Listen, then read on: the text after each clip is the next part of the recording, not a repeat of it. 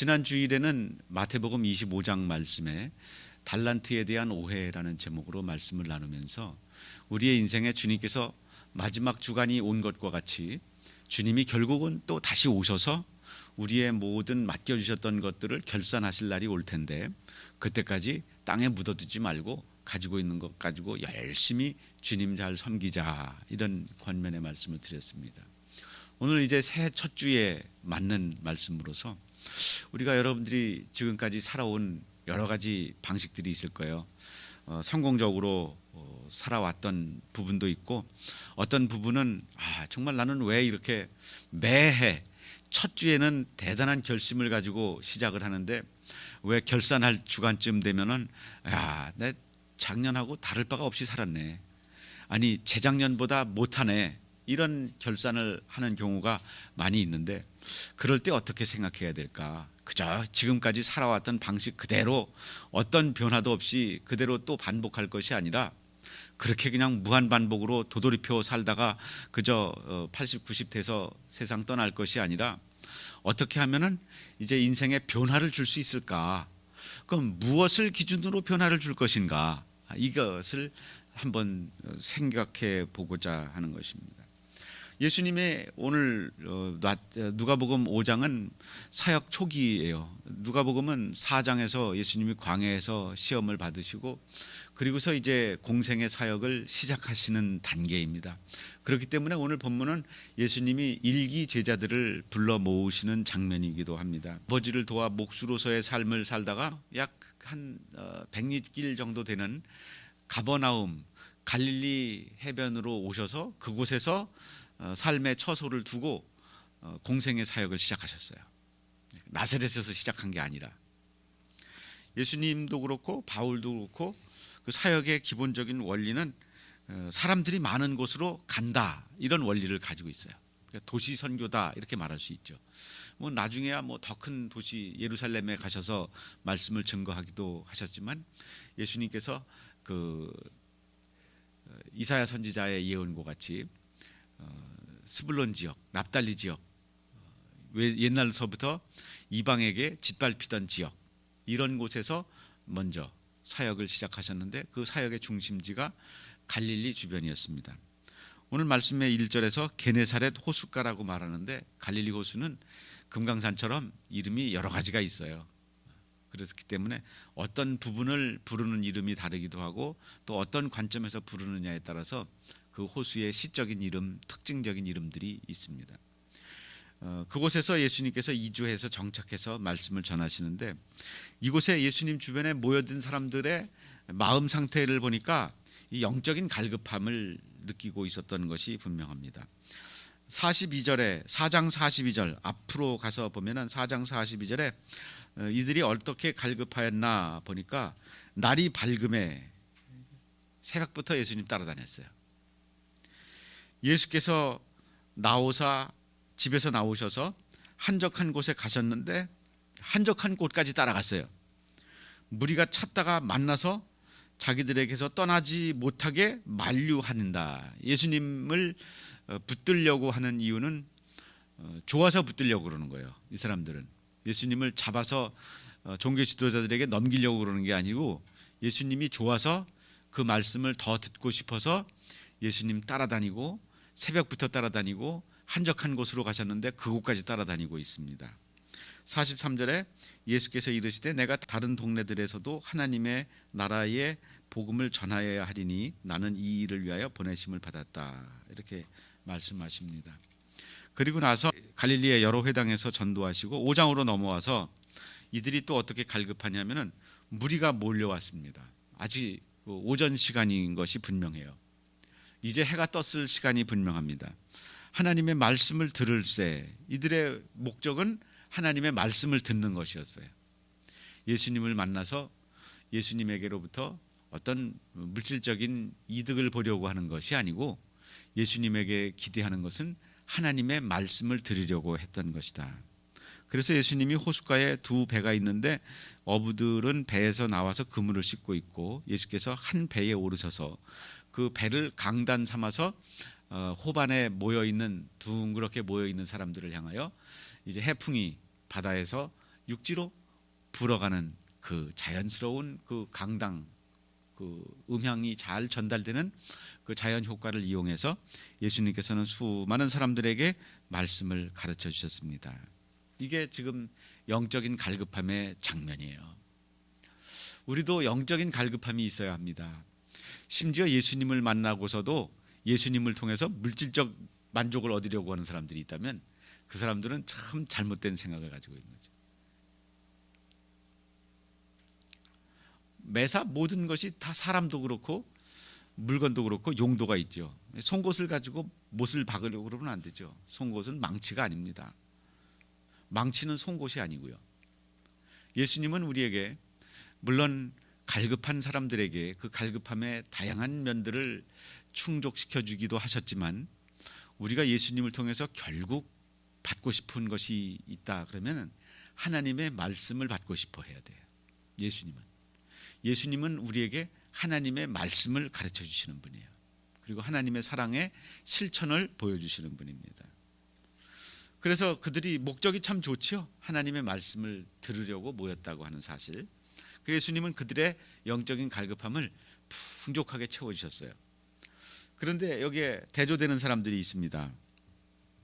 2절에 보면 호숫가에 배 두 척이 있는 것을 보시니 어부들은 배에서 나와서 그물을 씻는다. 많은 사람들이 예수님에게로부터 하나님의 말씀을 들으려고 하는데 이들은 지금 생업에 충실하고 있습니다. 자기가 지금 밤새 조업을 했기 때문에 이 그물을 씻어놓고 그물이 말라야 또 다음 날 또 저녁에 일찌감치 고기 잡으러 나갈 테니까 그 일을 하고 있는 것입니다. 현실적인 갈급함을 가지고 있는 사람들이죠. 5절에 보면은 이들이 시몬이 대답하여 이르되 선생님 우리들이 밤이 새도록 수고하였으되 잡은 것이 없습니다. 이렇게 말하는 것처럼 그들이 이 아침이 될 때까지 뭐 하고 있었나? 밤새 그물질하고 있었습니다. 그물을 내렸다가 건졌다가 내렸다가 끌어올렸다가 그렇게 하면 이제 그물에 걸린 것을 잡아 올릴 수 있을 테니까. 그런데 그들이 잡은 것이 없었다. 그들의 현재의 안타까운 현실입니다. 고기는 원래 밤에 잡아야 됩니다. 이게 갈릴리 사람들의 상식입니다. 그런데 예수님이 이 낮에 해가 중천에 떴는데 이 시간에 오셔서 그 배를 잘 사용하고서 이제 사용한 것에 대한 그 감사의 표시로 했을 것 같기도 하고 표면적으로는 그렇고 내면적으로는 그 실패한 인생에게 찾아가셔서 예수님께서 능력이 있는 분이심을 하나님의 아들이심을 그 능력을 보여주기 위하여 이적을 행하는 것이기도 합니다.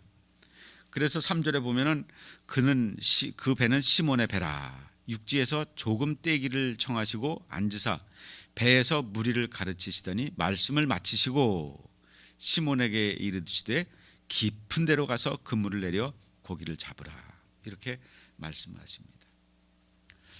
앞에 모였던 사람들과 대조적인 모습으로 그저 그 사람들이 모여서 하나님의 말씀을 듣던 말던 상관없이 자기의 일에 열중하고 있었던 사람들인데 예수님께서는 1차적으로 그 말씀을 듣고자 하는 무리들의 만족을 채워주셨을 뿐만 아니라 2차적으로는 그곳에 모여있던 베드로 다른 복음서들과 이 장면을 종합해서 보면은 여기에 모여있는 사람은 베드로의 형제 그리고 요한의 형제 이렇게 네 사람이 있었던 것으로 보여집니다.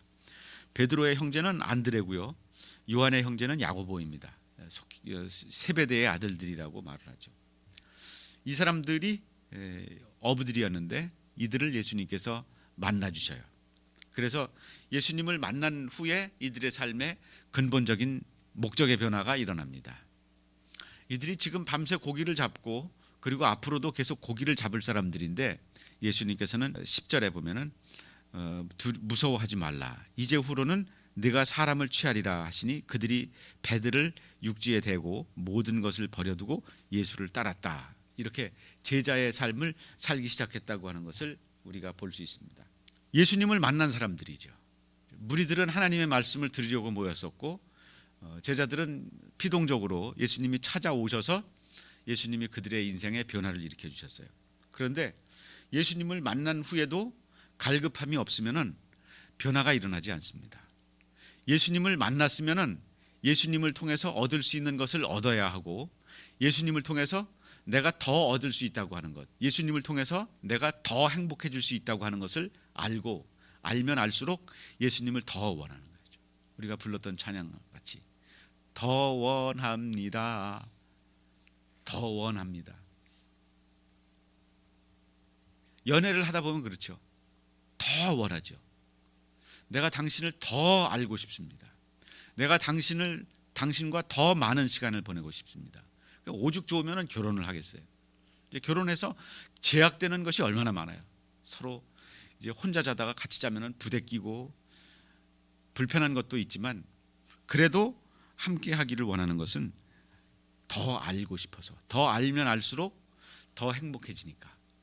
예수님도 마찬가지예요. 우리가 이 새해에는 그 어떤 것을 더 알기를 애쓰는 것보다 예수님을 더 알고 싶어 하시기를 바랍니다. 어떤 지식이든, 지식은 우리를 좀 더 나은 삶으로 이끌어 주어요. 긍정적인 지식일 때 말이에요. 도둑질하는 지식 말고. 긍정적인 지식은 사람을, 그 지식을 소유한 사람에게 좀 더 나은 삶을 보장해 줍니다. 그런데 이 세상의 그 어떤 지식보다도 잠언에서 말씀하고 있는 것처럼 여호와를 경외하는 것, 여호와를 아는 것이 지식의 근본이고, 그것이 우리의 힘이라고 하는 것을 믿으시기 바랍니다. 예수님이 찾아오셨어요. 무리들은 능동적으로 예수님을 찾았어요. 막 새벽부터 찾아가고, 한적한 곳에도 찾아가고, 그리고 예수님 말씀을 들으려고 하고, 예수님 말씀을 끝마치고 이제들 해산하시지 그랬는데도 또 쫓아다니고. 그래서 예수님이 그들을 이 호반으로, 사람들이 점점 많아지니까 그 가장 넓은 장소인 호반으로 불러 모으셔서 배에 올라 말씀을 가르쳐 주셨습니다. 능동적으로 예수님을 찾았던 사람들이고, 피동적으로 괜히 거기 있다가 금을 씻다가 예수님을 만난 이 베드로와 안드레, 그리고 야고보와 요한과 같은 이런 사람들도 있었습니다. 아무튼 공통점은 예수님을 만났다고 하는 것, 그리고 그 만남이 유효했다고 하는 것. 만남이 유효해야죠. 여러분들을 만난 사람들이 여태까지 살면서 얼마나 많이 있었어요. 그런데 여러분들의 삶에 인격적으로 해집고 들어와서 여러분들의 마음속에 한 켠에 자리를 마련하고 여러분들이 일마다 때마다 생각나게 하는 그런 사람도 있을 거예요. 그런 사람들이 있는 사람들은 내 가족 이외에도 그런 친구들이 있고, 그런 선생이 있고, 그런 제자가 있고, 그런 사람들은 훨씬 더 삶이 풍요로워요. 함께 할 수 있는 사람들이 많이 있으니까. 예수님을 만나도 마찬가지예요. 예수님을 만나도 그 유효적인 만남을 가져야 합니다. 예수님에게로부터만 얻을 수 있는 것을 얻어야 돼요. 예수님에게 밥 한 끼 얻어먹는 것은 별로 의미가 없어요. 예수님에게로부터 하나님의 나라의 말씀을 들어야죠. 그래서 예수님이 나의 주님이라고 하는 사실을 발견해야죠. 그게 유효한 만남입니다. 여러분을 만나서 겨우 밥 한 끼 얻어먹은 것보다 여러분들에게로부터 사랑을 얻어낸 사람이 있다면 그 사람이 진짜 성공한 사람이에요. 그러면 여러분이 아무개라고 하는 사람을 마음껏 누리게 되는 것 아닙니까? 여기에서 베드로의 삶이 두드러지게 나타나는데, 이 배 자체가 두 개의 배가 있었는데 아마 베드로와 안드레가 소유한 베드로 집안 배가 있었고, 그리고 야고보와 요한 형제가 소유한 세베데네 집안의 배가 있었을 거예요. 그런데 예수님께서 아무튼 그 둘 중에 그 시몬의 배, 베드로의 배를 선택해서 그곳에 오르셨고, 오늘 이 본문에서 다른 사람들보다 베드로, 시몬의 믿음이, 그의 말과 그의 행동이 두드러지게 나타나고 있습니다. 예수님께서 말씀을 마치시고 시몬에게 이르시되 깊은 데로 가서 그물을 내려 고기를 잡으라. 5절에 시몬이 대답하여 이르되 선생님, 우리들이 직업이 어부입니다. 우리가 밤새 시도하지 않은 방법이 있을까요? 오른쪽에도 던져보고 왼쪽으로도 던져보고 천천히도 던져보고 빨리도 던져보고 왜 안 잡히는 거지? 잡힐 때가 됐는데. 모든 방법을 다 취해보았지만 잡은 것이 없지만은 말씀에 의지하여 내가 그물을 내리겠습니다. 여기에는 특별한 헌신이 요구되는 거죠. 기왕 지금 그 그물에 걸려 있는 모든 지푸라기, 찌꺼기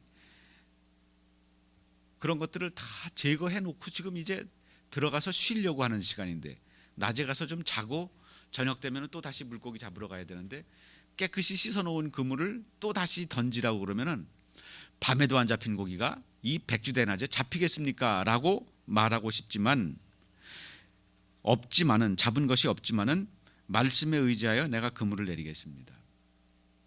베드로는 자기의 경험과 모든 사람들이 공유하고 있는 상식에 의존하지 않고 말씀에 의지한다고 고백합니다.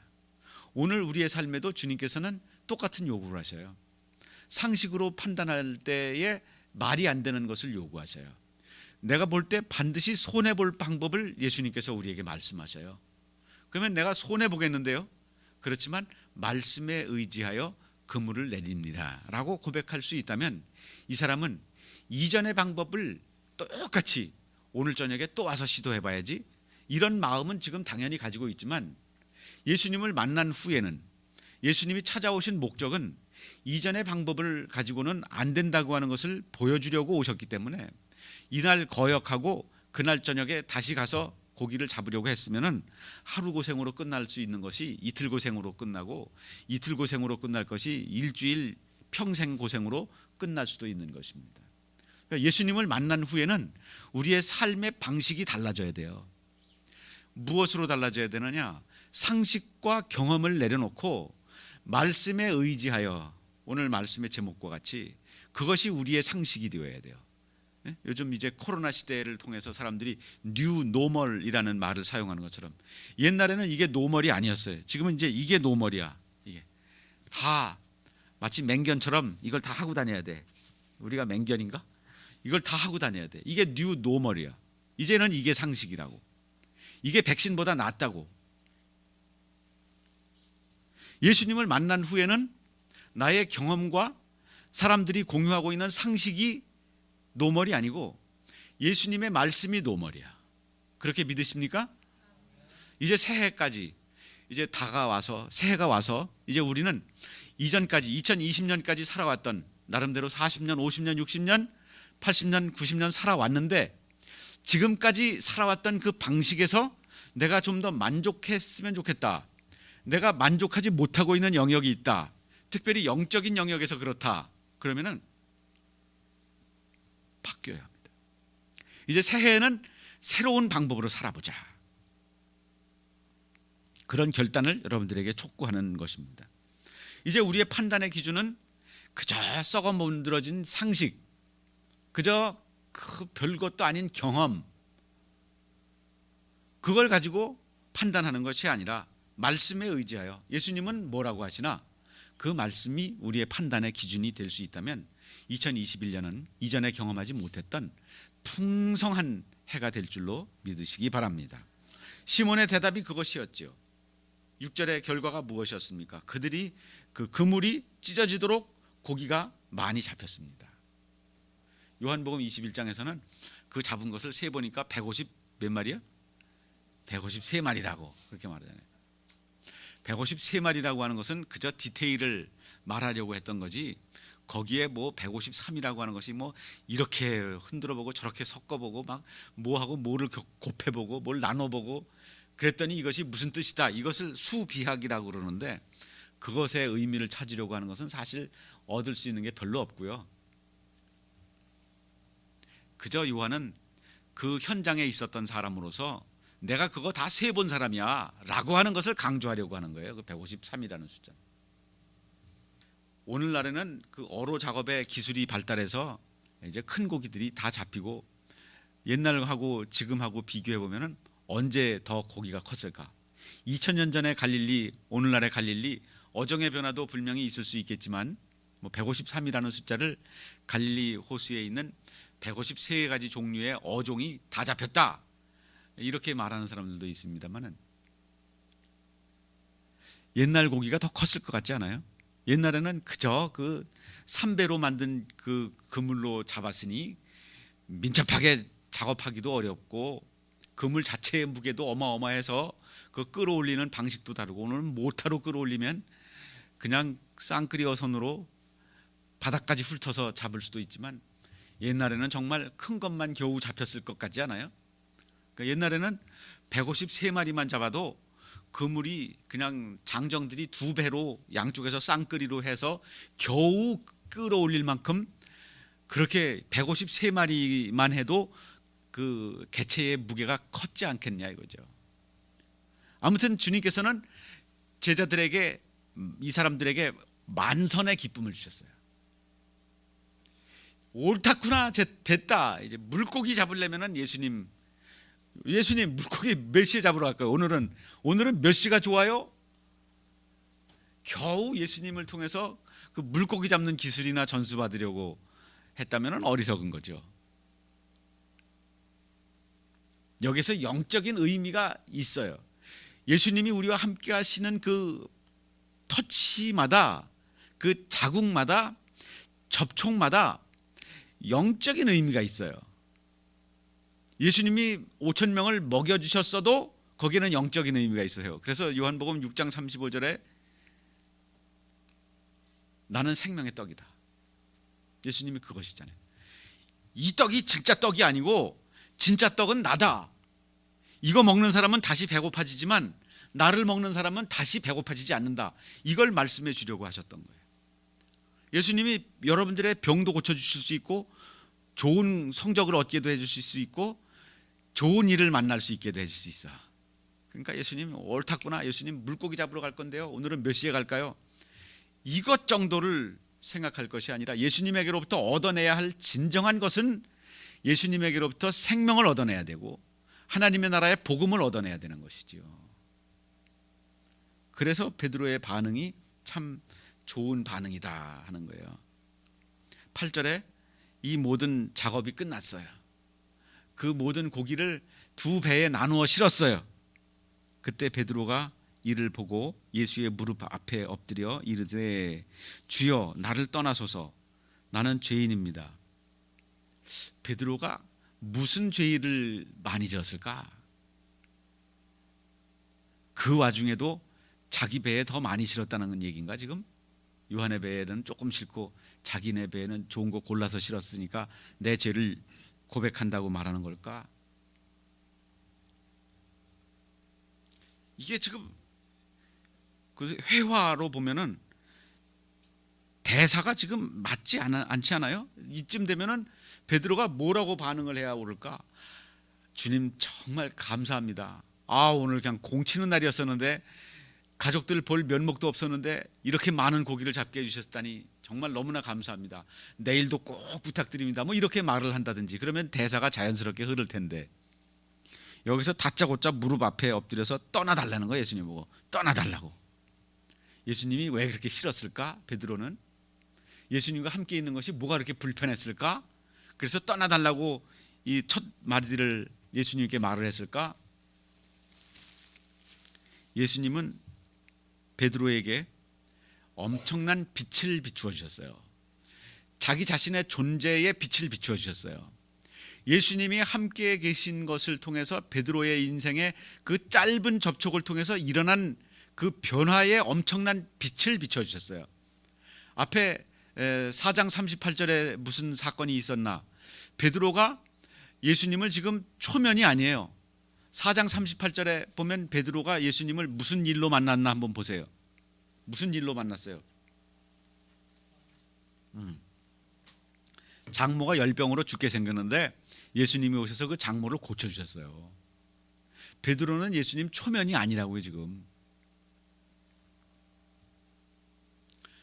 예수님 그러면은 막 번쩍 귀가 뛰는 정도로 예수님에게로부터 큰 이적을 경험한 사람인데 이번에는 또 고기가 어부의 상식으로는 헤아릴 수 없는 방식으로 고기를 가득 잡게 됐으니 이제 이 최소한 두 번의 사건을 통해서 베드로는 이분은 보통 분이 아니다 하는 것을 깨달은 것입니다. 그러니까 이 커다란 빛 앞에 서면은 자기의 죄가 드러나요. 베드로가 평균 이상의 죄를 지은 사람이었다라고 하는 것을 드러내는 것이 아니고 그냥 아침에 햇볕이 베란다 창문을 통해서 들어오면은 어제 저녁에 청소 깨끗이 해놨는데도 그 작은 먼지까지도 다 보이는 것과 같이 그 크신 빛 앞에 서면은 우리의 감추어져 있는 작은 죄, 다른 사람들 한 거에 비교하면 별것도 아닌데 그것이 드러나기 시작한다는 거예요. 베드로는 예수님의 그 거대한 빛 앞에서 자기 자신의 인생이 그렇게 초라하고 비루한 인생이라고 하는 것을 발견한 것입니다. 성경에 보면 참고 구절에 제가 그런 구절들만 좀 골라서 적어본 거예요. 예수님을 만난 사람들, 하나님을 만난 사람들이 뭐라고 말하고 있나. 첫 번째, 욥은 보소서 나는 비쳐나오니 무엇이랴 주께 대답하리이까. 손으로 내 입을 가릴 뿐입니다. 42장 5절에서는 내가 주께 대하여 귀로 듣기만 하였사오나 이제는 눈으로 주를 배움나이다. 그러므로 내가 스스로 거두어 드리고 티끌과 재 가운데에서 회개합니다.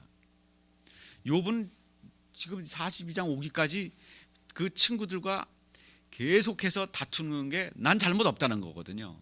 친구들은 계속해서 네가 불을 뗐으니까 굴뚝에서 연기가 나지라고 하는 말을 한 거고요. 근데 결국에 가가지고는 욥이 발견한 것이 뭐냐면은 내가 하나님 앞에서 내세울 게 없는 사람이라고 하는 것을 발견한 거예요. 그리고 나니까 하나님이 욥에게 주셨던 모든 고난을 이제 졸업시켜 주셨어요. 시편 51편에 보면은 물론 다윗이 바세바를 범한 후에 고백한 말이기는 합니다만은 하나님이여 주의 인자를 따라 내게 은혜를 베푸시며 주의 많은 긍휼을 따라 내 죄악을 지워 주소서. 나의 죄악을 맑게 씻으시며 나의 죄를 깨끗이 제해 주십시오.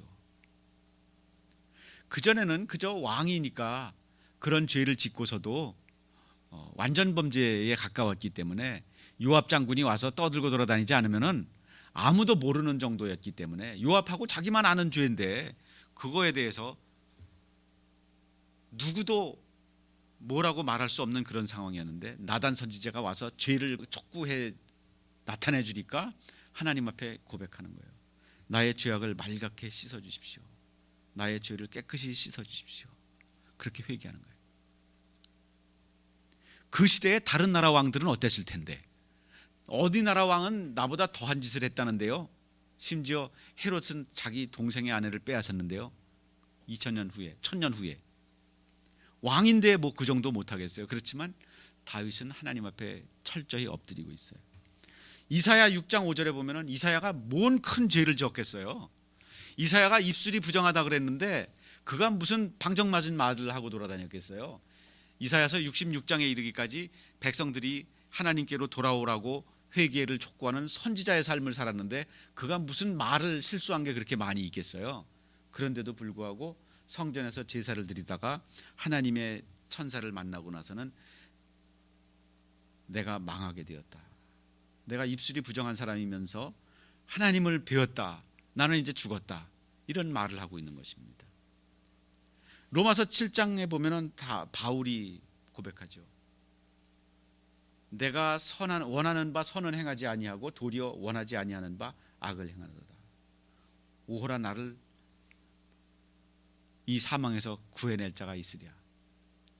이렇게 바울이 고백하는 것은 무슨 그렇게 다른 사람과 비교해 보자면은 빌립보서 3장 6절에 보면은 나는 율법의 의로는 흠이 없는 자라고 말을 할 정도였는데 다른 사람과 상대적인 입장에서 보면은 흠잡을 것이 없는 사람들이에요. 이 사람들은 다. 그런데 절대적인 기준인 하나님의 의에 대하여 하나님의 빛 앞에 자기 자신의 모습을 비추어 보니까 난 지금 꼭 죽게 생겼다는 거예요. 나는. 베드로가 그래서 주님 나는 주님이 두렵습니다. 내게서 떠나 주십시오. 내가 당신의 빛을 감당하기 어렵습니다. 나는 죄인입니다. 이렇게 고백하는 거예요. 그러니까 떠나달라고 하는 것은 사실은 그 속마음은 떠나달라는 것이 아니라 내가 형편없는 존재라고 하는 것을 주님께서 잘 아시니 나를 어떻게 용납해 주시겠습니까? 라고 끌탕하고 있는 것입니다. 자신의 죄를 발견하는 사람에게는 역설적인 결과가 나타납니다. 예수님은 나는 의인을 구하러 온 것이 아니라 죄인을 구하러 온다 그러잖아요. 역설적이죠. 이왕이면 의인을 구원해야지 왜 죄인을 구원하시나 예수님이. 그것은 앞에다가 자칭이라는 말을 넣어야 돼요. 하나님 보시기에는 모든 사람이 죄인이에요. 로마서 3장 23절. 모든 사람이 예외 없이 죄인이에요. 하나님 보시기에는. 그렇기 때문에 자기 스스로 나는 죄인이라고 고백할 수 있는 사람만이 역설적으로 하나님께 그래 네 죄값을 받아라 하는 말씀을 듣는 것이 아니라 내가 네 죄값을 다 지불하였노라 라고 하는 말씀을 들을 수 있는 것입니다. 그래서 자신의 죄를 발견하는 사람에게는 역설적인 결과가 나타난다고 하는 것입니다. 자동차 보험 회사는 그 가입자들에게 접촉사고 나면은 절대로 먼저 사과하지 말라고 말을 합니다. 자기네만 부르라 이거야. 자기네를 부르면은 자기네가 와서 알아서 협상할 테니까 너는 그냥 사고 나면은 나와서 응급 환자 있으면은 구조하고 뭐 이런 정도는 하지 잘못했다는 말은 하지 말아라. 이게 보험회사가 우리에게 가르쳐 주는 거예요. 사과하면 불이익을 보는 시대입니다. 그러나 주님 앞에서는 달라요. 주님 앞에서는 내가 잘못했습니다. 나는 죄인입니다. 베드로처럼 이렇게 고백을 할 때에 주님께서 뭐라고 하시느냐. 이 베드로가 그렇게 말한 이유는 9절에 이는 자기 및 자기와 함께 있는 모든 사람이 고기 잡힌 것으로 말미암아 놀랬기 때문이다 이거야. 이게 어떻게 가능한가? 우리의 상식으로는 불가능한데 세베대의 아들로서 시몬의 동업자인 야고보와 요한도 놀랐다. 그래서 예수님께서 시몬에게 이르시되 무서워하지 말라. 왜 무서워하지 말라 그랬을까? 무서워하니까. 앞에 두려워하니까. 이제후로는 내가 사람을 취하리라. 예수님은 이 기회를 왜 만드셨나? 이 이적을 왜 행하셨나? 이들을 사람을 낚는 어부로 만들기 위해서 이 이적을 행하신 거예요.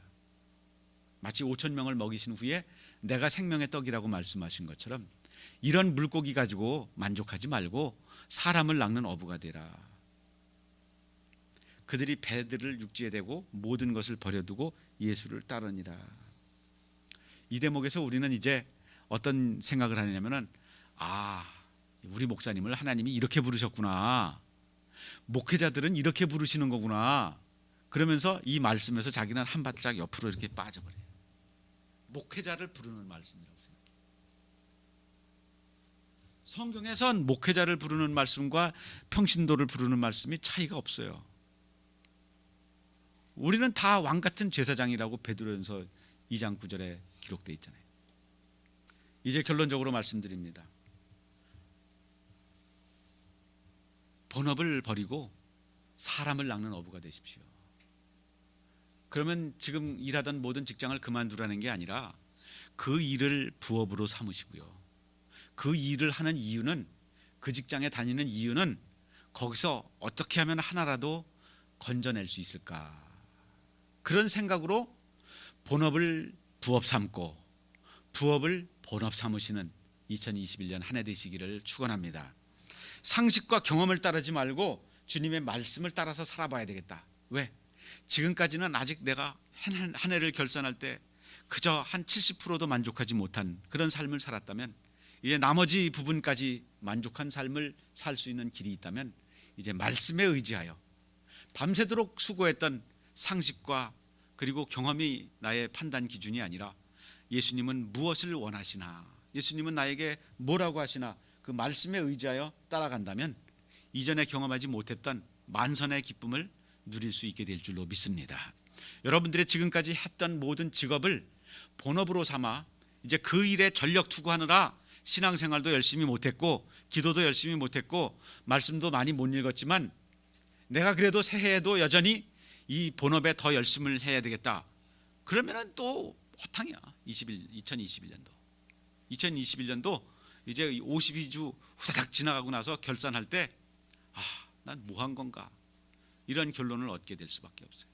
이제 그 모든 일들을, 여러분들의 학업과 본업을 부업 삼고 이제 주께서 말씀에 의지하여 제자 삼는 일을 너의 본업으로 삼아라. 구원하는 일을 네 본업으로 삼아라. 이건 목회자만을 부르는 말씀이 아니라 모든 신자들을 제자로 부르시는 주님의 부르심이라고 하는 것을 자기 자신에 대한 부르심으로 받아들일 때 2021년은 이전에 경험하지 못했던 만선의 기쁨을 누리는 해가 될 줄로 믿습니다. 그래서 다시 한번 그물을 던져보십시오. 깊은 곳으로 가보십시오. 이제 후로는 내가 사람을 취하리라. 이제 제자로 부르시는 그 부르심에 물질이 아니라 사람을 얻으면 되는 거예요. 사람을 얻으면 물질이 따라오거든요. 그런데 물질을 얻으면요 사람은 놓쳐요. 그게 놀라운 비밀이에요. 이왕이면 둘 다 얻어야죠. 물질도 얻고 사람도 얻고. 그런데 사람을 목표로 하면은 물질이 따라오는데, 물질을 목표로 하면은 물질을 혹시 얻을지는 모르겠는데 사람은 놓쳐요. 아무쪼록 둘 다 얻으시는 2021년 한 해 되시기를 간절히 축원합니다.